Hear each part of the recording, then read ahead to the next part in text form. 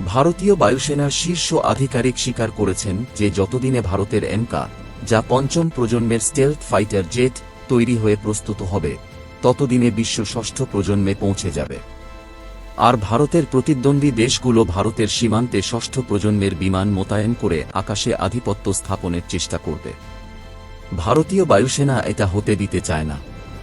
তারা আবারও চায় না যে ফাইটার জেট প্রযুক্তির ক্ষেত্রে ভারত বিশ্ব থেকে পিছিয়ে থাকুক। যখন বিশ্ব পঞ্চম প্রজন্মের স্টেলথ বিমান বানাচ্ছিল, তখন ভারত চতুর্থ প্রজন্মের তেজস বানানোর চেষ্টা করছিল। এখন তেজস তৈরি হয়ে গেছে, কিন্তু বিশ্ব ইতিমধ্যেই ষষ্ঠ প্রজন্মে চলে গেছে। আমেরিকা F-47 তৈরি করছে, চীন রেড এম্পায়ার বা J-50 তৈরি করছে। দুই দেশই ইতিমধ্যে তাদের ষষ্ঠ প্রজন্মের বিমান উড়াচ্ছে। আগামী 2 বছরের মধ্যে আমেরিকা F-47 মোতায়েন করবে এবং 2030 সালের মধ্যে চীন তাদের ষষ্ঠ প্রজন্মের বিমান বাহিনীতে অন্তর্ভুক্ত করবে। কিন্তু ভারত কি করছে? ভারত এমকা বানাচ্ছে, যা 2035 সালের মধ্যে প্রস্তুত হবে।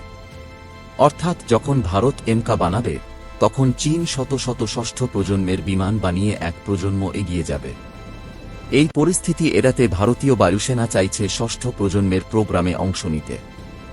বায়ুসেনা প্রধান বলেছেন, প্রযুক্তি উন্নত করতে হলে অন্য দেশের সঙ্গে সহযোগিতা করতে হবে, কারণ একা এই স্তরের প্রযুক্তি অর্জন করা সম্ভব নয়। তাহলে প্রশ্ন হল, ভারত কার সঙ্গে ষষ্ঠ প্রজন্মের বিমান বানাবে? আমেরিকা প্রযুক্তি শেয়ার করে না। রাশিয়া এখনও পঞ্চম প্রজন্মেই পিছিয়ে। ইউরোপ। ভারতের সামনে দুটি অফার আছে।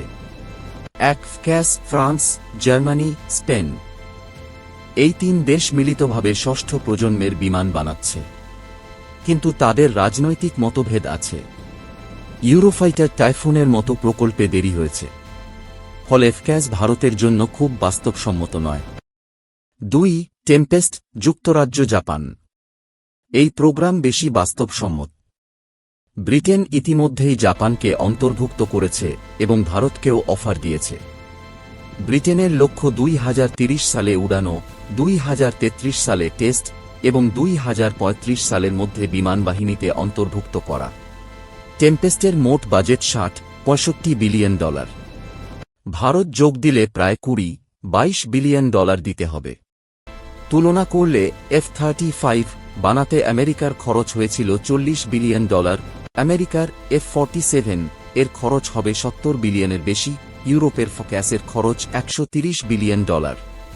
কেন তুলনায় টেম্পেস্ট সস্তা? কারণ ব্রিটেনের BAE সিস্টেম কোম্পানি F-35 এর সফটওয়্যার ও সেন্সর বানিয়েছে। রোলস রয়েস ইতিমধ্যেই টেম্পেস্টের শক্তিশালী ইঞ্জিন বানিয়েছে। এই ইঞ্জিন বিয়োগ 47 থেকে 20% এবং ফোকাস থেকে 22-23% বেশি শক্তিশালী হতে পারে। ব্রিটেন একা এত টাকা দিতে পারে না, তাই ভারত ও জাপানের সাহায্য চায়। ভারত টাকা ও প্রযুক্তি দিলে প্রকল্প দ্রুত ও সস্তা হবে। বড় প্রশ্ন, ভারত কি $20-22 বিলিয়ন দিতে পারবে? আমকা, তেজাস 92, রাফাল সবকিছুর জন্য ফান্ড দরকার, তাই সরকার দ্বিধায় আছে। কিন্তু প্রশ্ন একটাই, ভারত কি আবারও বিশ্বের পিছনে দৌড়াবে, নাকি সাহস করে টেম্পেস্টে যোগ দিয়ে সমানভাবে চোখে চোখ রেখে কথা বলবে? কমেন্টে আপনাদের মতামত লিখুন আর চ্যানেলটি সাবস্ক্রাইব করতে ভুলবেন না।